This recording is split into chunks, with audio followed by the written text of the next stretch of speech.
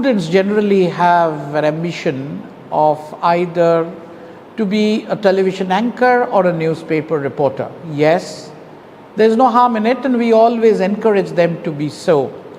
But we have to understand the industry scenario. The media and entertainment sector of the industry, we need to understand, and we need to understand its growth path, especially the subsectors of print, television, etc. If we go through the recent documents and the statistics, we see that the only one which is having a very high rate of growth is the digital. So the advice to the students is, yes, generally you keep your plan A as a television anchor or newspaper reporter, but please do not forget to keep plan B as your digital. You are digital generation. You have to understand, not only understand, you have to be capable in delivery in digital platforms.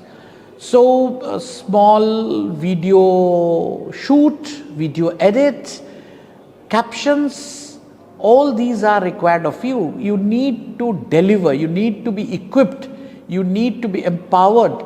Your capacity should be built in doing and delivering all these video outputs. We need to give stress on social media. There are organizations and important people who require support in their social media account handling and digital marketing. So all these areas like social media, digital media marketing and digital media content generation, especially video content generation, the students are exposed to, and students should think of it. And there are universities which are capable of imparting the skill, giving you the practice, exposing you to the equipment so that you acquire the skill, and you have to think to be a digital journalist, and you also have to think of being a person in startup. So you should be able to do a startup in the digital mode. That is the future.